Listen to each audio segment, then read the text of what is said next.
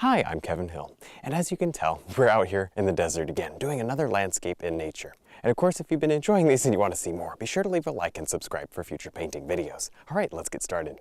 We'll start off by misting everything today. It's a little bit windy, and of course we are in the desert. That doesn't help the drying time at all. It really does dry fast, so we'll try to keep on top of that today. I'll just be misting every 3 seconds is all. That's how you stay on top of it. There we go. So I'm just painting in our basic sky here. And I see, look at those pretty thunder clouds. We're gonna do those. Well, I call them thunder clouds. We probably won't hear any thunder out of them at all. But they're nice clouds. There. That looks good. I'm gonna put a touch of black in them actually, because I don't know. I think that'll just make the sky look nice. So put a little black into it. These, of course, are acrylics. I've tinted my canvas, regular cotton canvas. Well, that looks good. I like that little bit of black up there in the sky. Now let's go ahead and get those big clouds in there. I think it should be a lot of fun. There we go. Just as they move kind of slowly across the sky, we'll just drop them in. Anywhere kind of close to how they are should be fine. Of course, they get bigger as they come right overhead. I'm using my little flat, my little synthetic flat, not the natural one, just because, I don't know, that's what I grabbed. It seems to be working out pretty well. And we're just looking for rough textures and shapes out here. We won't be able to do any of the tight brush work. There's just simply not time, and it's just not a comfortable place to do it.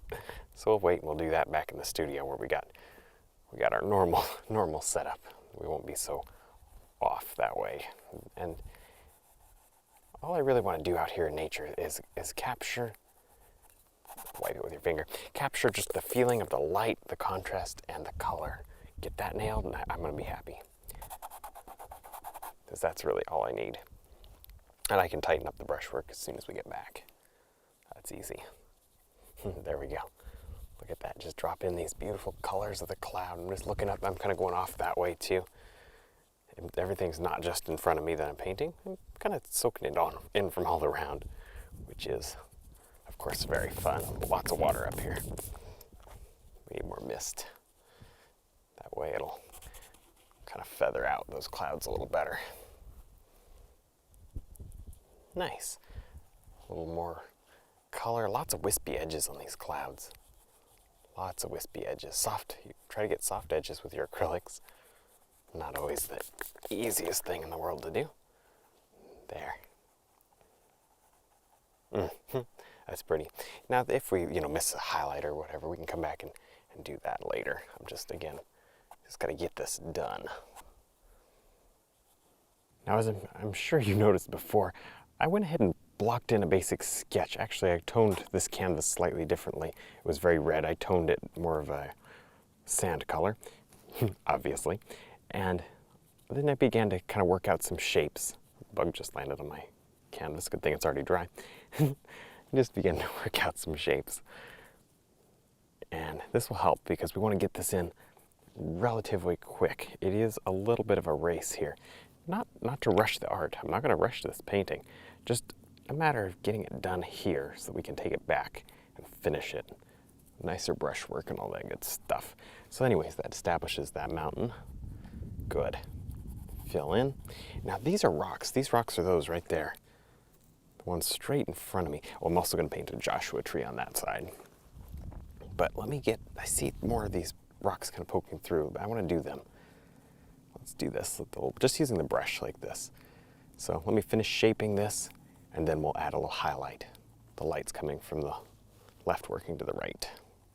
Now with just the corner here of my flat brush, I'm going to drop in, highlight all along this ridge. I'm just looking up here, I see a million little rocks. I'm going to do my best to paint a few of them. How's that? Right up here, same idea. The light is very much hidden right now by the clouds. A little bit of it's peeking through, but not a whole lot, mostly hidden. So I may not be able to decide just how bright to make these highlights yet. May have to wait for that sun to come back out. That's looking decent. Then every once in a while, give yourself a stroke or two. And we have to make this brushwork a lot smaller later. This is only to get the feel of it, honestly. It's really all it is to get the feel of it. Once you have that, you're done. unless you want to finish painting outside. I don't think you do, at least I don't want to. Just not necessary. There, this looks good. Really capturing the feeling of this real spot. Get some of this light on here now, while I can see. Don't go up there in the cloud. I can always cover that up in the studio.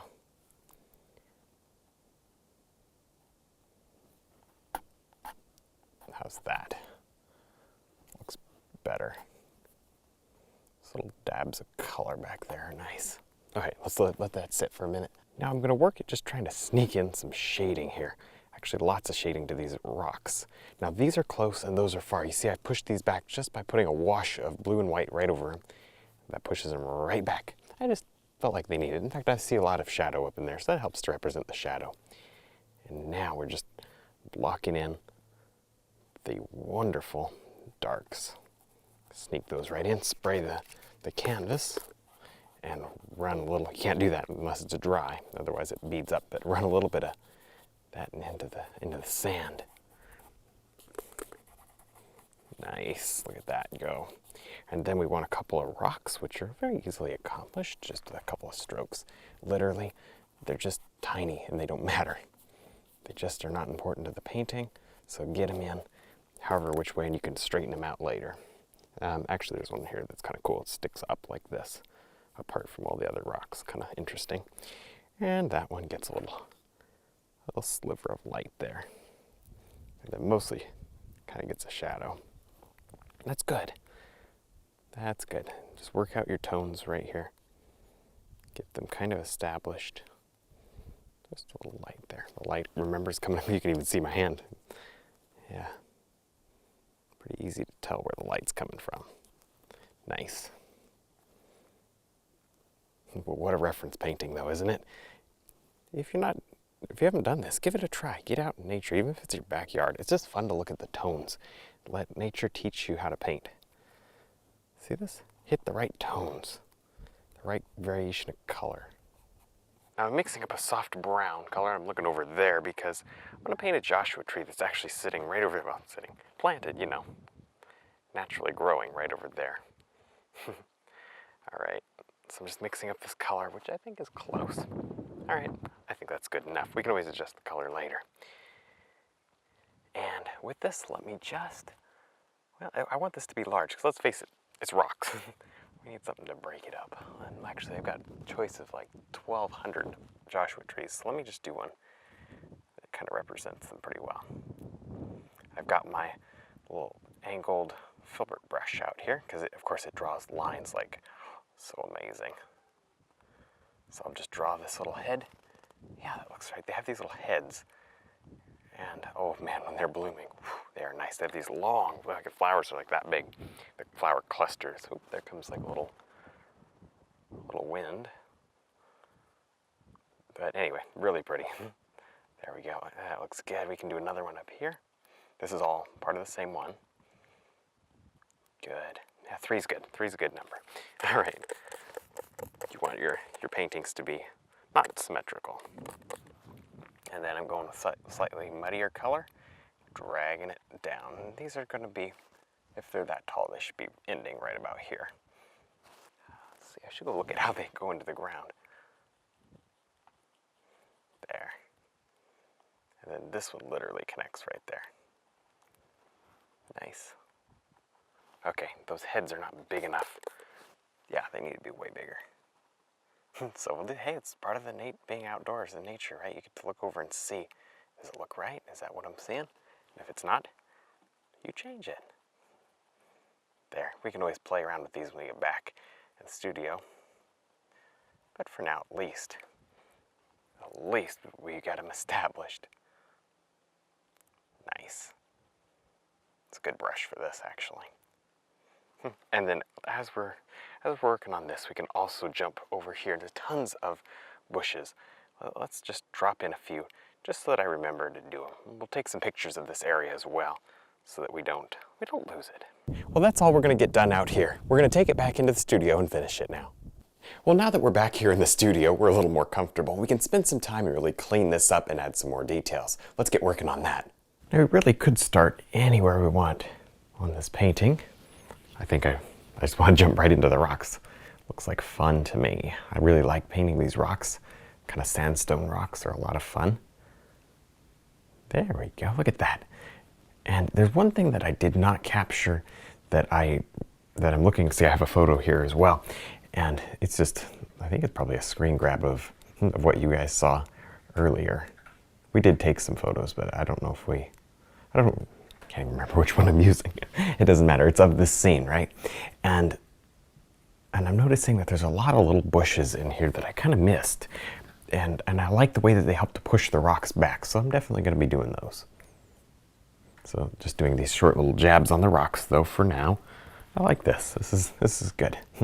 Sure is nice to be in the air conditioning. Air conditioning is a nice thing. All right, over here, I'll just do a few of these. See how you can just, be quick about it. Be loose. Try to keep the colors as similar as possible. I know that it's not going to be easy to match necessarily, but just work at it and get those colors close. Helps to work with a limited palette. I don't have a whole lot of colors, as you know. There's my palette, nice and clean. There. For acrylic, I really do like those disposable palettes. It's just a square one that I hold like this. Very easy, so simple, and you can let it dry. You can be kind of lazy about it, which I like to be. If you haven't noticed my green palette, it doesn't get cleaned real well, so it's kind of nice to have one that you just throw away. Now I'm going to go ahead and apply a very thin wash over my mountain, and this could be really important because I think this is going to go ahead and push this mountain back, and I do realize it wasn't in the real scene. Doesn't matter to me though, because I think it'll really just help the whole thing. All right, now this obviously will dry. Well, maybe not obviously, but it will dry. It'll dry out much more transparent than you see it going on here. So just kind of note that when you do these glazes, as long as you make the glaze correctly. Let me show you. See how, whoa. Okay, that's all I can show you. See how watery it is? Running right off the palette. Way more runny than, say, what you would do with the liner brush. With the liner brush, you want a little bit of, paint in there. This, it's almost all water.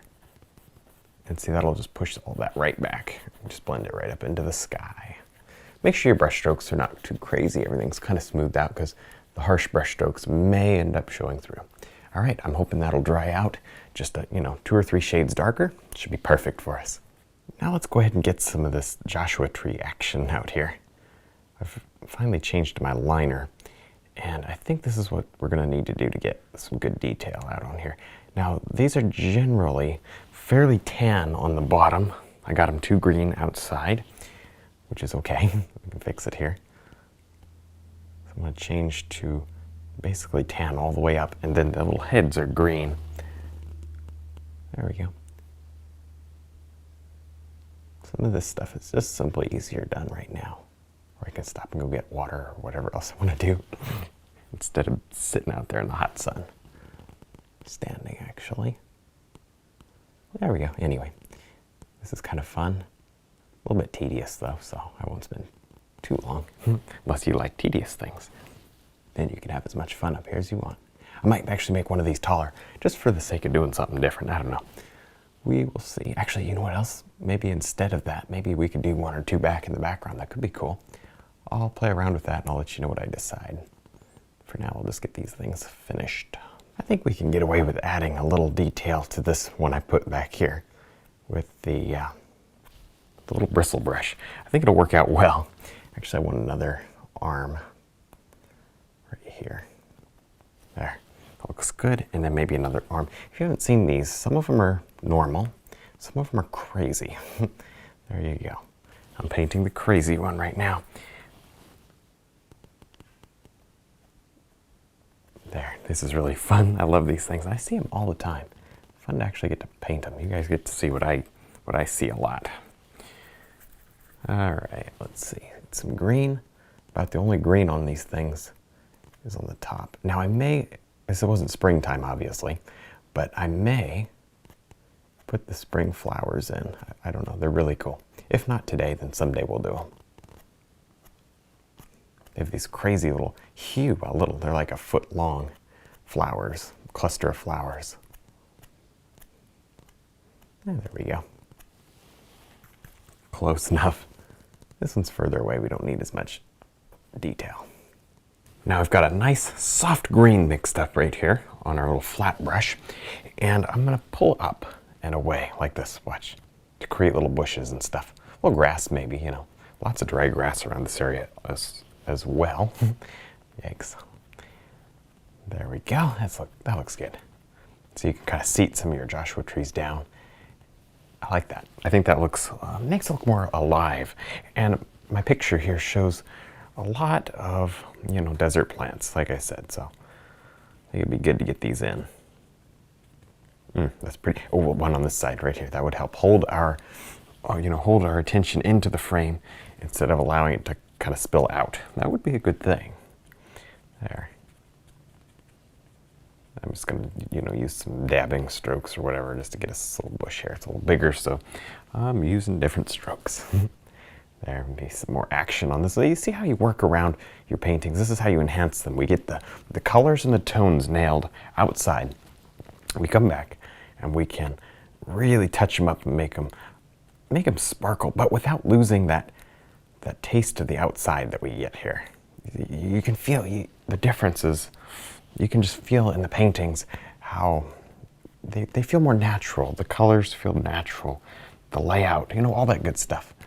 You can just tell it was painted outside. Maybe it's not the most interesting composition in the whole world, because let's face it, you have to find, you can't do you got to find something that actually looks good to paint. You can't just make it up as you go along so much, otherwise what's the point, right? So even if you don't have the best area in the world to paint, this is pretty good for desert, but that's about all I got. And if you've got, maybe you don't have the best, at least you could pick a tree or something from outside and bring it into one of your paintings. That'd be cool, wouldn't it? It'd be fun. All right, this is good. We're gonna highlight in just a second. I'm just finishing up here with the little bushes. Now I'm gonna load up my little flat brush with tan. And this tan is a little bit less red than the stuff in the background. You see I put a quick highlight on these bushes, but watch this. We need to add some dry, sticks and stuff in here. And this is just gonna be represented by a few touches of this tan color. See that when you're painting desert bushes, there's always like half the bush is kind of already dead. And some of it, kind of grows around it and over it. And so you have these light tan spots worked in. It's very important that we do this, otherwise it looks, look, it looks out of place, right? There, so make sure you finish up with this. You kind of rub it to blend it. And anywhere, if you get it in a weird spot, you can just, call it stones or whatever. So just kind of be quick and loose about it. Nice, maybe a little more action on that bush there. Cool, pretty easy and a lot of fun to do. See, don't get it too vivid. All right, back to my tan, a little bit back here as well. Next, I'll load up my custom tapered round brush here with some white and water. Need a little water in there. Kind of keep the paint looser, making it pretty creamy. This brush is really amazing. It's like cone shaped, and all the bristles are cut at different sizes along the cone shape. That's how it gets that way. And the point is that you don't paint with the tip, you paint with the side, because that's kind of where the normal, so kind of hard to explain here, look. So like, see, these are all cut the same, right? And then if this was a pointed brush, look, see, they would still all be cut the same. That's not the case with this one. They're cut very short here and very long at the top. And it makes it very, very easy to do the blends. So this is like your absolute #1 shading brush, blending brush for stuff like this. So I hope that explanation helped. It's a little difficult to explain, but boy, does it work. Oh my goodness, this thing is cool. And then of course, you do your simple little finger blend and away you go. So I've got my darks here. I think I'm just gonna add some more light and call it good. Dry brush blending technique. This is what you use when an oil painting dries on you, 3 years from now, you go back to an oil painting, you're like, oh, I wish I would have done this or that. Well, maybe not 3 years, but a couple months, and you still want to repair that painting. Use dry brush blending techniques. Cool. I won't bring any of them over the mountains, because that just doesn't happen in the desert so much, unless it's stormy. This is not a stormy sky. There is no rain in these clouds. All right, well, I think we're done. I had a lot of fun. I hope you did too. Don't forget to check out our website, DVDs, and brush line. Thanks for watching.